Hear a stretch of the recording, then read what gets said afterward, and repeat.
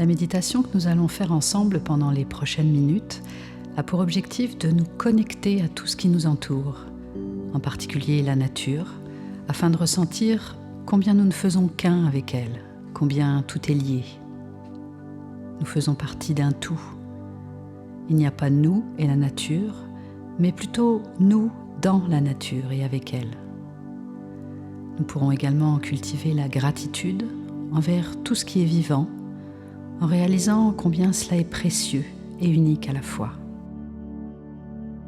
Je vous invite à aborder la pratique avec curiosité, sans effort et sans jugement, en étant attentive, attentif à tout ce qui est présent en ce moment, autour de nous et en nous.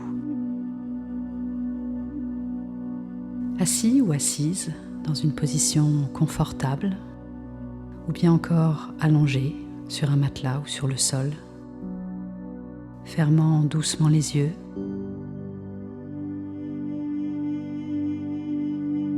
pour porter notre attention sur notre respiration, sentant l'air entrer par les narines à l'inspiration, puis en ressortir légèrement plus chaud à l'expiration.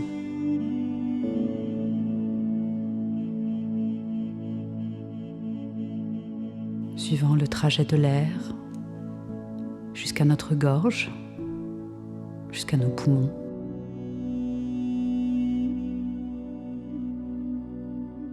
Si notre respiration se rend jusqu'à notre ventre, sentons notre ventre se gonfler à l'inspiration,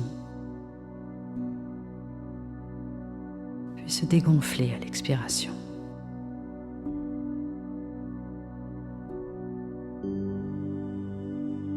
En laissant aller notre respiration de façon naturelle, sans forcer.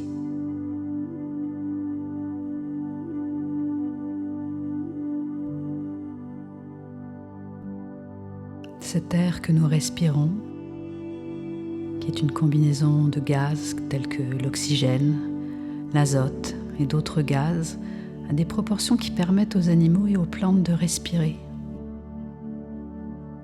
Si cette concentration changeait ne serait-ce que de 1%, nous ne serions plus en mesure de respirer ni de vivre sur cette planète.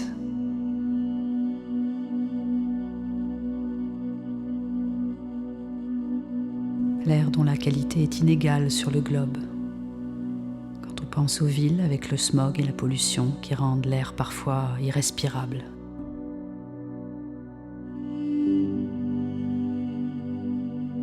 Prenons quelques instants pour apprécier la qualité de l'air que nous respirons ici et maintenant, en prenant conscience de sa fragilité et combien il est précieux de respirer un air pur.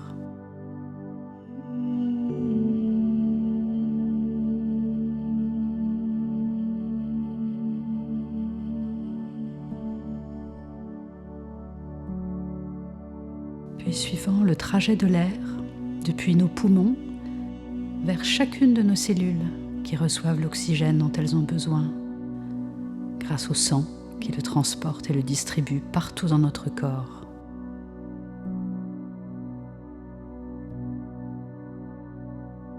En visualisant chacune des cellules de notre corps recevant cet oxygène depuis les pieds, puis remontant le long des jambes, des cuisses, du bassin,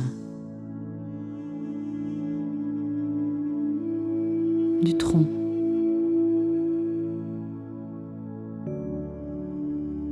descendant le long des bras, jusqu'aux mains,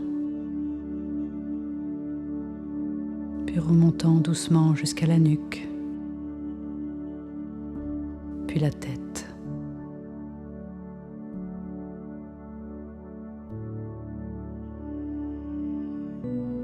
En respirant dans tout notre corps.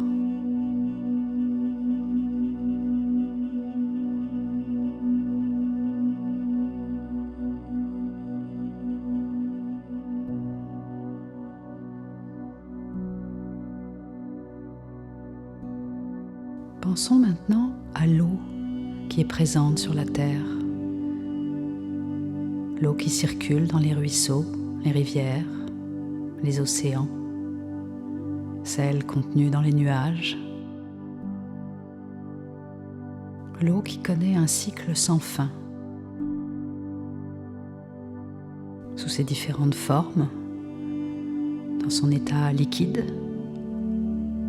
l'eau que nous buvons, dans laquelle nous nous baignons, nous nous lavons,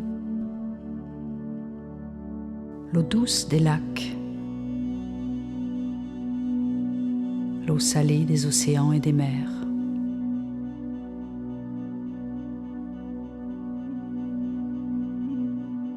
l'eau qui est distribuée dans nos maisons,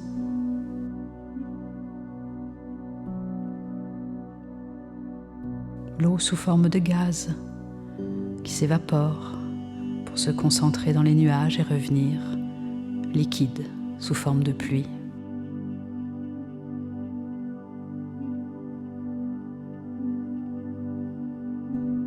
L'eau solide sur laquelle nous marchons l'hiver, la neige si belle quand elle forme un tapis blanc sur le sol, sur laquelle nous glissons, skions parfois.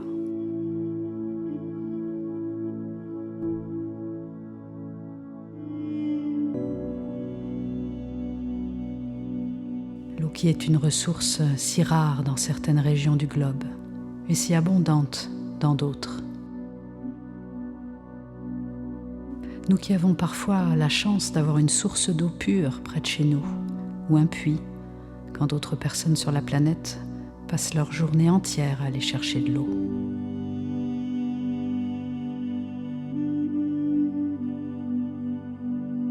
En notant aussi toute la puissance de l'eau. Quand on pense à celle qui reprend son lit parfois avec violence, quand les hommes ont voulu la dompter. La mer qui façonne le paysage, fait reculer les côtes et terrasse parfois les marins dans les tempêtes, mais aussi abrite une biodiversité incroyable et souvent menacée.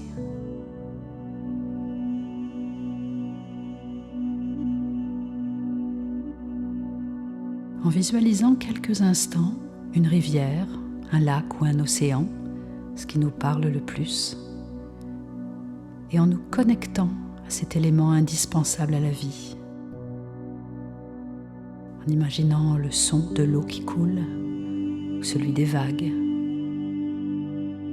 ou encore en imaginant qu'on flotte dans une étendue d'eau.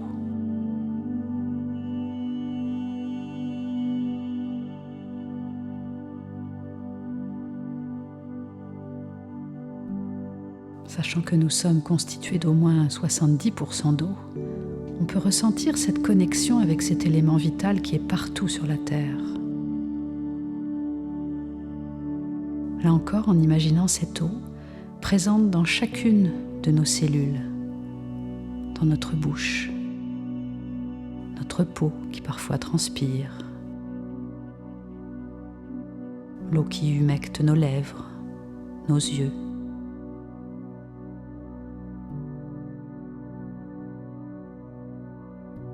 Peut-être est-ce ce qui explique en partie la raison pour laquelle il est si apaisant d'observer de l'eau qui coule, ou encore l'immensité de la mer. Ça nous permet une connexion qui nous apaise et nous aide à nous ancrer.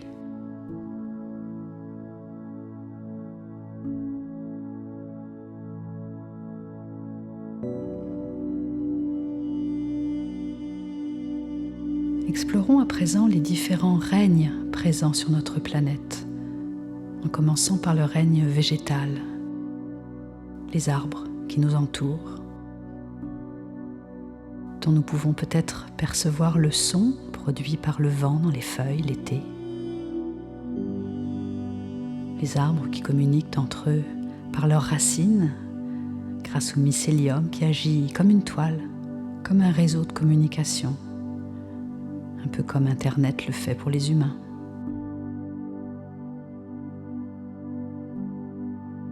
les végétaux qui nous nourrissent, ceux que nous cultivons et ceux que nous ramassons depuis des temps où nous étions chasseurs-cueilleurs. Ces fruits et ces légumes qui poussent grâce à la terre, à l'eau et au soleil.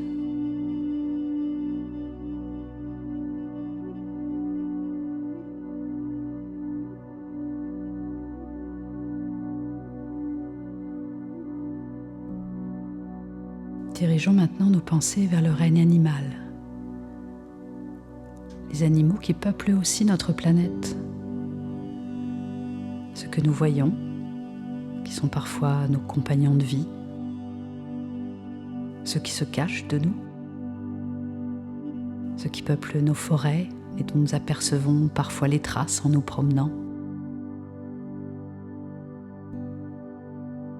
Ceux que nous entendons parfois la nuit.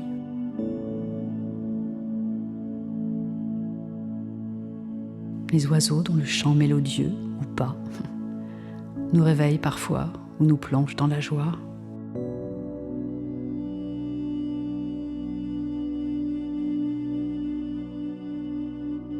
Et les plus petits, mais ô combien importants, les insectes, ceux qui pollinisent les arbres et leur permettent de donner des fruits. Les micro-organismes qui transforment la matière, permettant au cycle de la vie et de la mort de se perpétuer.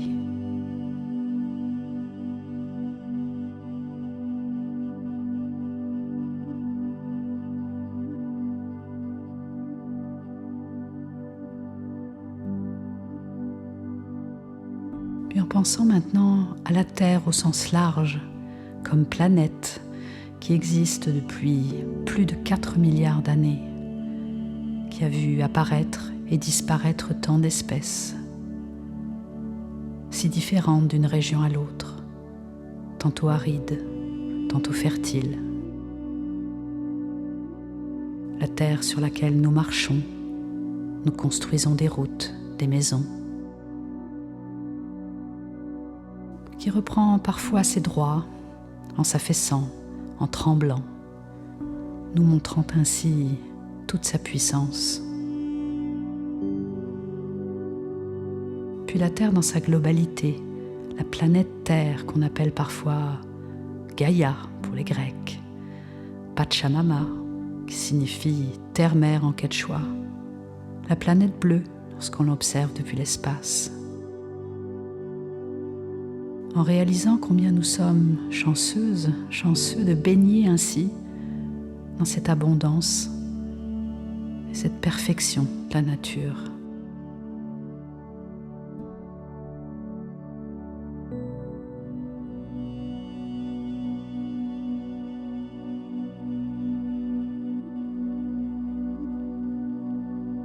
À présent, passons du mode d'observateur à celui d'observer, en devenant l'objet d'attention.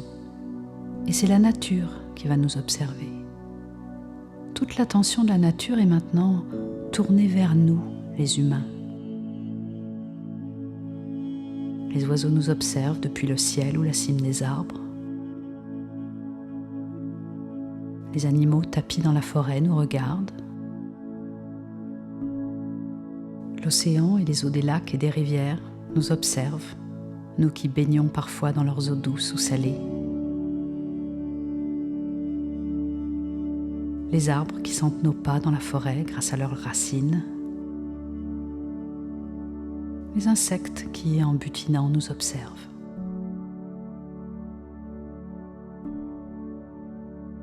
Nous ne sommes pas séparés de ce qui nous entoure, de la nature. Nous ne sommes pas supérieurs à elle. Nous faisons partie de la nature. Certes, ce qui nous différencie, c'est notre capacité à détruire ou à protéger, bien plus grand que nous. Nous avons également le libre arbitre. Nous pouvons décider de préserver ce qui nous est cher, comme cette nature magnifique. La préserver parce que nous le pouvons et parce que nous le devons, afin qu'il y ait un avenir pour l'humanité bien sûr, mais aussi pour des centaines d'espèces que nous avons, malheureusement ou heureusement, la capacité de détruire ou de protéger. Tout comme le colibri qui apporte sa goutte d'eau pour éteindre un incendie, nous pouvons toutes et tous faire notre part pour éteindre le brasier qui menace la planète et l'humanité.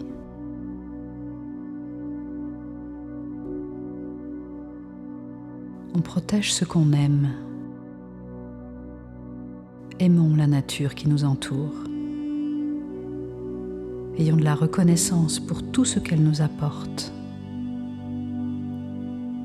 Ayons de la bienveillance envers elle, comme si elle était notre mère, une mère généreuse, douce, patiente, aimante.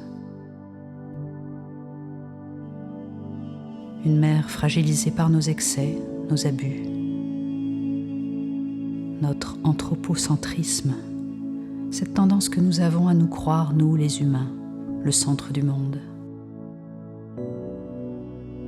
Prenons quelques instants pour formuler une intention, pour la protéger, la chérir, l'aimer comme elle le mérite.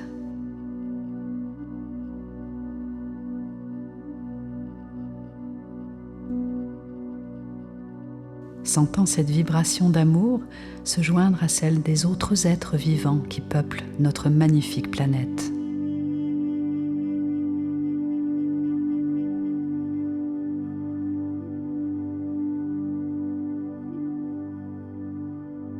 Ressentant la joie que cela nous procure de vibrer au chant du monde.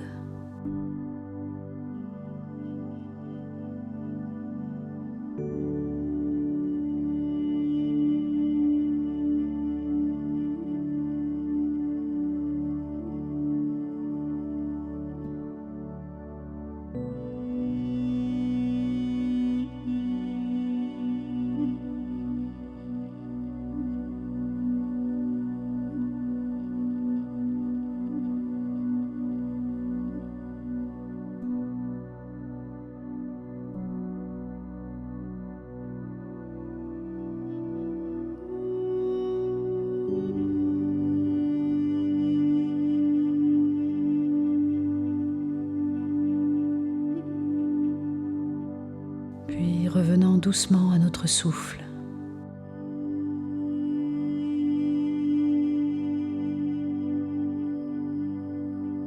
Sachant qu'à tout moment dans la journée, il nous est possible de nous reconnecter à cette source d'amour et de bienveillance qui est là, en nous, à tout instant, en portant simplement notre attention sur notre souffle, puis sur notre cœur.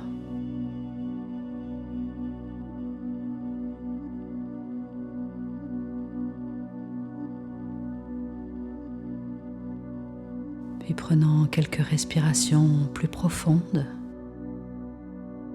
en bougeant légèrement,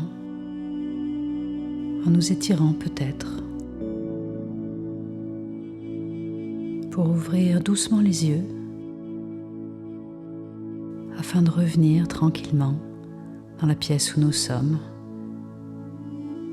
et sortir de cette méditation.